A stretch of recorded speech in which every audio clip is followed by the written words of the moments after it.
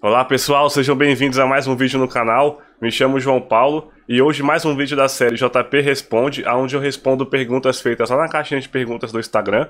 Então se você não me segue ainda no Instagram, me siga lá, o link tá aqui embaixo. É só você ir lá e me seguir que tem muito conteúdo por lá também. Então a pergunta dessa semana foi feita pelo W. Rodrigo.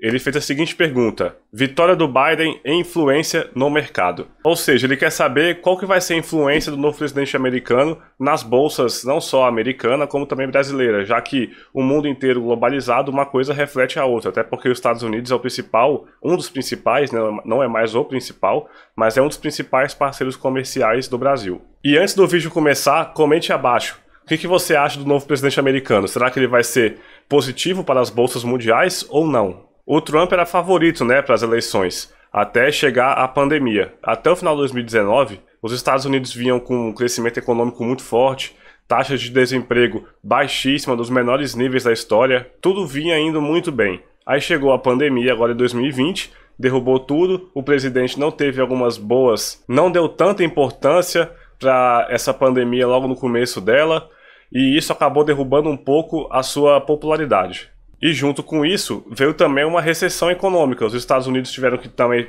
fechar tudo, um lockdown geral.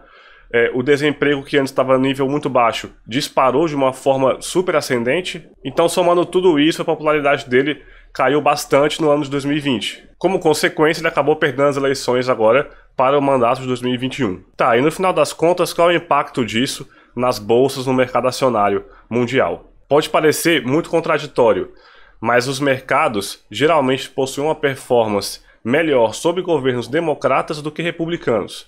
Isso eu digo que é contraditório porque os republicanos tendem a ter iniciativas mais pró às empresas, ao mercado. Os democratas são menos receptivos a tributações mais favoráveis às empresas e também possuem uma tendência maior à redistribuição de renda.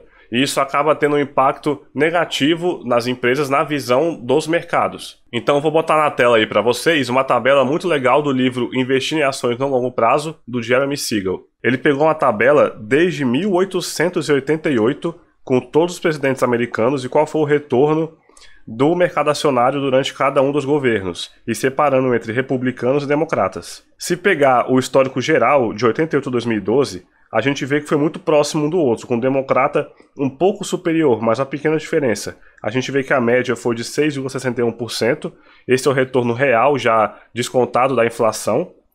Republicano com 6,45% e democrata com 6,8%, então tudo muito perto da média. Mas se a gente pega os últimos anos, de 52 a 2012, muda muita coisa. O geral subiu um pouco em relação ao geral do histórico total, foi para 6,87%, mas os republicanos tiveram uma performance muito pior, de 4,45%, enquanto os democratas deram um grande salto, de 10,48%. Então a média ficou muito próxima, só que os democratas ficaram muito acima da média e os republicanos muito abaixo. E os democratas não conseguiram a maioria no Senado, eles não têm todo o governo. Então talvez esse novo governo americano não consiga ser tão imparcial. Vai ter que ter um jogo de cintura ali, porque o país ficou bem dividido entre os dois partidos, não tem ninguém com um poder muito acima do outro. Esse outro gráfico que eu botei para vocês aí, ele já pega alguns presidentes já separados, e a gente consegue ver em azul os presidentes democratas e em vermelho os republicanos. A gente consegue ter uma ideia já nesse gráfico que os democratas tiveram uma performance superior, pelo menos no geral, porque lógico que tem alguns casos que não seguem essa regra. No caso do Obama, a gente vê que teve uma subida muito forte, mas a gente tem que lembrar que ele entrou no governo em 2008. Foi bem na hora que teve a crise do subprime. Então fica claro que durante o governo do Bush, teve uma queda muito forte no final do governo dele, como a gente pode ver no gráfico, e depois o Obama conseguiu surfar nessa onda de recuperação econômica. Esse outro gráfico aqui também separa azul para democratas e vermelho para republicanos, mas o grande ponto desse gráfico aqui é que a gente pode ver que tanto faz qual é o partido que está no poder.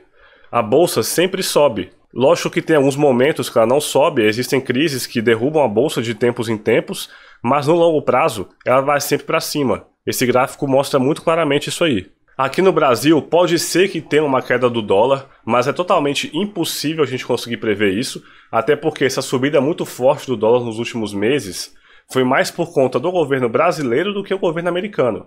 políticas internacionais um pouco fracas, a queda muito drástica da taxa Selic. Isso fez com que muitos investidores tirassem o dinheiro daqui, tirassem o dólar do Brasil, e isso faz a nossa cotação do dólar subir. A altíssima dívida pública, todo um cenário meio nebuloso aí para o nosso governo. Por isso que o dólar subiu tanto, não foi tanto por conta do governo americano. Então eu digo, nem se preocupe com o preço do dólar.